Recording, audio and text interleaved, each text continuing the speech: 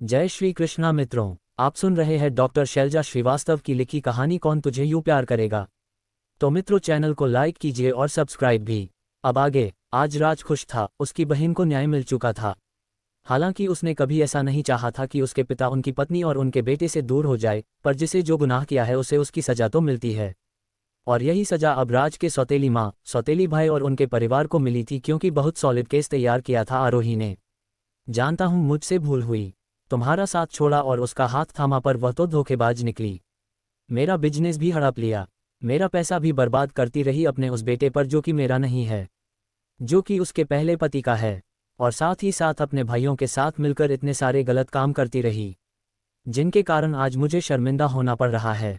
मुझे तुमसे दूर कर दिया उसने मुझे, पर उससे भी ज़्यादा गलती मेरी थी जो मैंने तुम्हारा साथ नहीं दिया, तुम्हारा विश्वास नहीं किया। पर आज आप मुझे अपनी हर गलती का एहसास हो गया है और अब ये तुम्हारा बाप मरते दम तक सिर्फ और सिर्फ तुम्हारे साथ रहेगा। मिस्टर देशमुख भरी आंखों से राज को देख रहे थे, जो कि कब का गहरी नींद में चला गया था।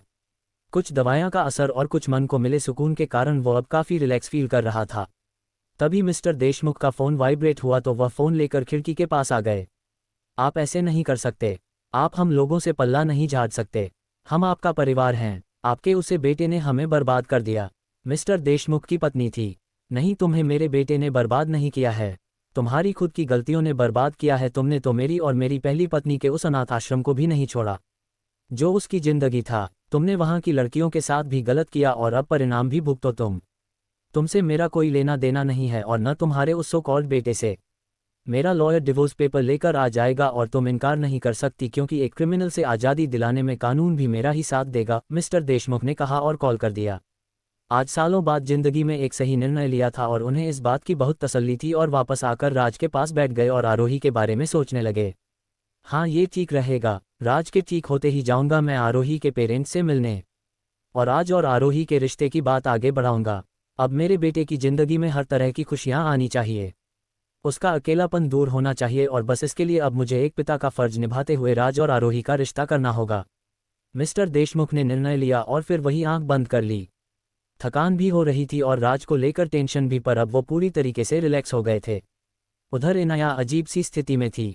नानी माँ की बीमारी की खबर ने जहाँ एक तरफ उसे बहुत ही तकलीफ दी थी और तोड़ दिया था, तो वही अरमान के साथ रिश्ता जुड़ने की उसे खुशी थी, और साथ ही साथ इस बात की भी खुशी थी कि अब वो हमेशा यही रहेगी, अजय, श्वेता, अरमान, आरोही के साथ। अकेले नहीं रहना होगा उस पर। उसका दुख खुशी से ज़्यादा था और अपने दुख में वो खुशी को महसूस नहीं कर पास रही थी। वो उदास बालकनी में बैठी थी कि तभी थोड़ी देर में सर्वेंट उसे खाने के लिए बुलाने आए। मुझे भूख नहीं है आंटी, आप श्वेता माँ से बोल दीजिए, मैं बाद में खाना लूँगी, इनाया ने कहा, क्योंकि वाकई में उसका मन ठीक नहीं था। खुशी अपनी तरफ जगह थी, पर नानी माँ की बीमारी और यह सुनकर कि वह कुछ ही दिन उसके साथ है, एक अजीब सा खालीपन मन में आ गया था और बहुत ही ज़्यादा तकलीफ भी हो रही थी इनाया को। वह अपने कमरे की बालकनी में ज़मीन में बैठी आसमान की तरफ देख रही थी, जहाँ पर गहरे काले बादल घिरने लगे थे। शायद बरसात होने को थी। ऐसे ही काले बादल इस समय उसे अपने दिल में और दिमाग में घिरते हुए महसूस हो रहे थे, जहाँ अंधकार ही अंधकार था। उसने अब तक नानी के बिना एक दिन नहीं बिताया था, अब नानी के बिना उसे पूरी जिंदगी बितानी पड़ेगी, इस बात ने उसकी आंखों में आंसू ला दिए थे। उधर डाइनिंग टेबल पर सब लोगों ने जब इनाया को नहीं पाया तो मेड की तरफ देखा। वह मैं उन्हें बुलाने गई थी, पर उन्होंने कहा कि भूख नहीं है, वह बाद में खा लेंगी। सर्वेंट ने कहा, मैं देखती हूँ, नानी माँ बोली और उठने लगी। आप रुकिए नानी माँ, मैं देखता हूँ, आपके लिए टाइम से डिनर लेना जरूरी है, मैं देखता हूँ उसे और मैं उसे खिला दूंगा, अरमान ने कहा और एक प्लेट लगाए और श्वेता की तरफ देखा। तुम अपना भी खाना लेकर चले जाओ, उसके साथ ही खा लेना, थोड़ा कंपनी दोगे तो बेहतर लगेगा उसे, आज बहुत ज़्यादा तकलीफ में है वह। अब तक उसकी ज़िंदगी सिर्फ और सिर्फ मेरे इर्द गिर्द घूमती थी। आसान नहीं है श्वेता उसके लिए ये सब, पर मैं जानती हूँ कि तुम अजय और अरमान उसे संभाल लोगे, पर फिर भी तकलीफ तो उसे होगी ही ना, नानी माँ थोड़ी भावुक होकर बोली। श्वेता ने उनकी हथेली थाम ली। पर मुझे अब किसी बात की तकलीफ नहीं है, क्योंकि मैं जानती हूँ कि तुम सब हो उसे संभालने के लिए। अब मैं चैन से इस दुनिया से विदा हो सकती हूँ, नानी माँ ने कहा तो अरमान ने उनका दूसरा हाथ थाम लिया। इस तरीके की बातें मत कीजिए नानी माँ, आपको अभी बहुत लंबा रहना है हमारे साथ, पॉजिटिव सोचिए और पॉजिटिव बात कीजिए। इस तरीके से आप दुखी होंगे तो फिर बाकी इनाया को भी संभालना मुश्किल होगा, अरमान ने कहा तो नानी माँ ने मुस्कुराकर उसके गाल से हाथ लगाया। इनाया की फिक्र नहीं है मुझे, क्योंकि तुम जो हो उसके साथ, नानी माँ ने कहा। अरमान ने गहरी सांस ली और खाने की प्लेट लेकर इनाया के कमरे की तरफ बढ़ गया। बाकी लोग अपने डिनर में व्यस्त हो गए और डिनर के बाद अजय और श्वेता नानी माँ के साथ बैठकर आगे की प्लानिंग करने लगे। अरमान खान लेकर ऊपर आया और इनाया के दरवाजे पर हल्का नॉक किया। दरवाजा लॉक नहीं था तो खुल गया और अरमान अंदर आया। उसने रूम में चारों तरफ देखा पर इनाया कहीं दिखाई नहीं दी। बालकनी का दरवाजा खुला हुआ था तो अरमान प्लेट लेकर बालकनी की तरफ बढ़ गया। इनाया बालकनी में बैठी हुई थी, जमीन में घुटनों पर सर टिकाए।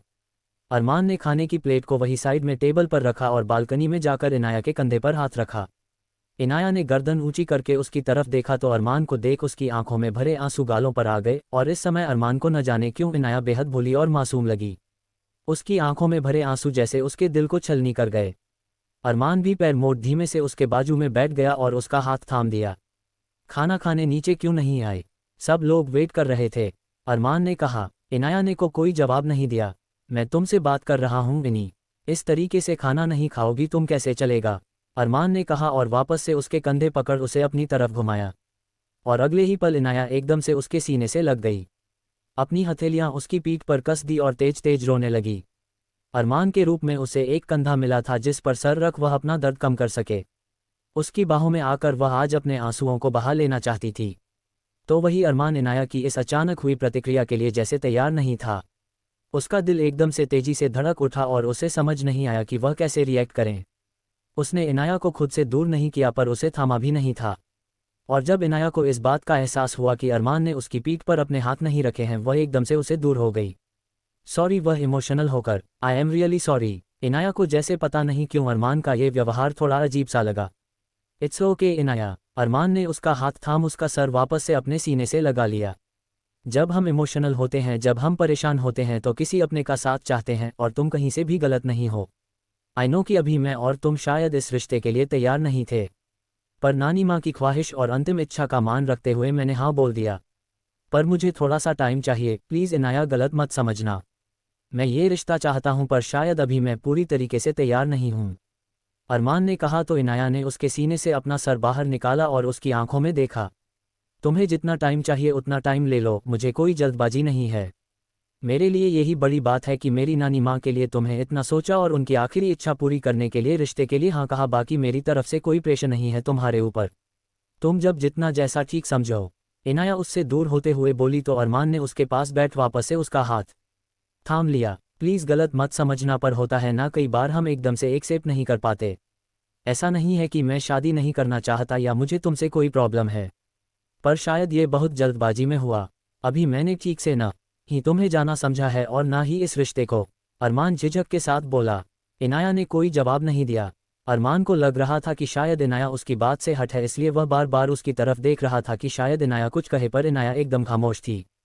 चलो खाना खा लो, मुझे सच में भूख नहीं है अरमान, इनाया ने कहा। कोई बात नहीं, मुझे कंपनी देने के लिए खा लो, आओ अंदर, अरमान ने कहा और उसका हाथ थामकर खड़ा हो गया। इनाया ने उसकी तरफ देखा। आ जाओ अंदर, वैसे भी बारिश आने वाली है और मुझे भीगना बिल्कुल भी पसंद नहीं है, अरमान ने कहा और कमरे के अंदर आ गया। वाकई में शायद जल्दबाजी है इस रिश्ते में, क्योंकि कभी कभी तो ऐसा लगता है कि जो तुम्हें पसंद है वह मुझे पसंद नहीं है और जो मुझे पसंद है वह तुम्हें पसंद नहीं है। जैसे कि बारिश में भीगना मुझे बहुत पसंद है, सुकून देता है बारिश में भीगना, तो वही तुम्हें पसंद नहीं है। पता नहीं ये रिश्ता आगे कैसा होगा, पर जो भी हो, जब तुम नानी माँ के लिए इतना सोच सकते हो, इतना कर सकते हो, तो फिर मैं क्यों नहीं कर सकती। मेरी नानी माँ है वह आफ्टर ऑल, और मुझे इस रिश्ते से कोई ऑब्जेक्शन भी नहीं है, पर मैं कभी भी ज़बरदस्ती का रिश्ता नहीं चाहती थी और ना ही चाहूँगी। तुम्हें पूरा टाइम मिलेगा अरमान अवस्थी मुझे जानने समझने के लिए और इस रिश्ते को एक्सेप्ट करने के लिए, पर अगर तुमने ये रिश्ता एक्सेप्ट नहीं किया या तुम्हारे दिल में मेरे लिए फीलिंग्स नहीं आई तो। इनाया के दिमाग में एकदम से खटका हुआ और उसने अरमान की तरफ देखा जो कि एक निवाला तोड़कर उसकी तरफ बढ़ा चुका था। इनाया ने बिना कोई सवाल जवाब के अपना मुंह खोल दिया और अरमान ने उसके मुंह में वह खाना रखा और फिर खुद भी खाना शुरू कर दिया। अरमान ने दूसरा निवाला इनाया की तरह बढ़ाया तो इनाया ने सामने हथेली कर दी। इट्स ओके, मैं खा लूँगी, तुम अपना फिनिश करो, इनाया बोली और फिर अपने आप से खाना खाने लगी। खाना खाने के बाद अरमान अपने रूम में चला गया और इनाया ने दरवाज़ा बंद किया और बाहर बालकनी में आकर खड़ी हो गई, जहां से बारिश दिखाई दे रही थी और हल्की हल्की पानी की बौछार बालकनी में भी आ रही थी। इनाया ने आंखें बंद कर ली और आंखों के आगे अरमान का चेहरा आ गया। पता नहीं क्या होगा हमारे रिश्ते का अंजाम, पर मैं अपनी तरफ से पूरी कोशिश करूंगी इस रिश्ते को निभाने की, क्योंकि यह रिश्ता मेरी नानी माँ की आखिरी ख्वाहिश है और शायद मेरी भी दिल की तमन्ना है तुम्हारे साथ जिंदगी बिताने की, इनाया ने कहा और फिर गहरी सांस ले अपने रूम में आ गई। नींद नहीं आ रही थी तो वह दरवाज़ा खोल नानी माँ के कमरे की तरफ बढ़ गई। वह नानी माँ के साथ ज़्यादा से ज़्यादा समय बिताना चाहती थी। दूसरी तरफ अरमान भी अपने रूम की बालकनी में खड़ा था, पर इस तरीके से कि पानी की एक बूंद भी उसे ना छू सके। मैंने हाँ तो कर दिया है, पर क्या मैं इनाया के साथ नॉर्मल रह पाऊंगा? कहीं ऐसा तो नहीं कि मैं बात बात पर उसे हर्ट करूं जैसे कि अभी किया मैंने। वह मेरे सीने से लगकर मुझसे इमोशनल बॉन्डिंग की उम्मीद कर रही थी, मुझ में सहारा ढूंढ रही थी, और फिर यह गलत भी तो नहीं है। रिश्ते के लिए मैंने खुद कहा है, फिर मैं क्यों उसकी तरफ कदम नहीं बढ़ा पा रहा? इनफैक्ट उसने मेरी तरफ कदम बढ़ाया, उसने मुझे हक किया, वह मेरे सीने से लगी, पर मैं क्यों उसकी तरफ नहीं बढ़ पाया? मेरे हाथ क्यों उसकी तरफ नहीं बढ़े? क्यों मैं उसके आंसुओं को नहीं पहुंच पाया? क्यों मैं उसकी पीठ पर प्यार से हाथ नहीं रख पाया? क्यों उसे अपनी बाहों में नहीं समेट पाया, ये कहते हुए कि मैं हूं उसके साथ हर पल हर लम्हा? अरमान गहरी सांस लेकर बालकनी में लगे झूले पर बैठ गया। आज हुआ वह गलत हुआ, मुझे ऐसा नहीं करना चाहिए था। मुझे इस रिश्ते में आगे बढ़ना होगा। मैं इस तरीके से उस लड़की की उम्मीदों को नहीं तोड़ सकता। वह वैसे ही तकलीफ में है अपनी नानी माँ के कारण, मेरी तरफ से भी निराशा मिलेगी तो उसे तकलीफ ज़्यादा होगी। अरमान खुद से बोला और गहरी सांस ली। नहीं नहीं, अगली बार मैं कोशिश करूंगा नॉर्मल रहने की, आखिर हम दोनों की शादी होने वाली है, पति पत्नी बनने वाले हैं हम दोनों। इस तरीके से उससे दूरी और इस तरीके से उससे बेगानापन करूंगा तो शायद किसी को बर्दाश्त ना हो, और किसी को हो ना हो, पर किसी भी लड़की को बर्दाश्त नहीं होगा। जब शादी तय होती है तो कपल्स बहुत कुछ एक्सपेक्ट करते हैं एक दूसरे से, एक दूसरे का साथ चाहते हैं, एक दूसरे का प्यार चाहते हैं, इमोशनल बॉन्डिंग चाहते हैं, पर शायद मैं इस जगह पर कमज़ोर पड़ रहा हूँ। पर मैं करूँ भी तो क्या करूँ? मैं जब भी उसकी तरफ देखता हूँ, ना जाने क्यों मुझे ऐसा लगता है कि अक्षिता और रूही वही सामने खड़ी है। भले मैं कुछ गलत नहीं कर रहा, ना ही मैंने कभी कुछ गलत किया है, पर फिर भी जैसे एक बोझ आकर मेरे सीने पर रख जाता है, और ऐसा लगता है जैसे मैं गलत कर रहा हूँ इनाया के साथ, अक्षिता के साथ, रूही के साथ। नहीं नहीं, मैं कुछ गलत नहीं कर रहा। अक्षिता सिर्फ मेरी जिम्मेदारी है और रूही भी सिर्फ मेरी जिम्मेदारी है, जबकि इनाया के साथ मेरा रिश्ता होने वाला है। यहाँ सिर्फ जिम्मेदारी नहीं है बल्कि रिश्ता है, पति पत्नी का अटूट संबंध जुड़ने वाला है हम दोनों के बीच। अरमान खुद से बोला और पानी की बूंदों को देखा जो कि वहाँ बिखरी हुई थी। क्या इस रिश्ते की शुरुआत मुझे सच्चाई से करनी चाहिए? मुझे इनाया को सारा सच बता देना चाहिए। क्या वह समझेगी? अरमान ने खुद से ही सवाल किया। नहीं नहीं, मैं अभी कुछ भी नहीं बता सकता, मामला और भी ज़्यादा कॉम्प्लिकेटेड हो जाएगा।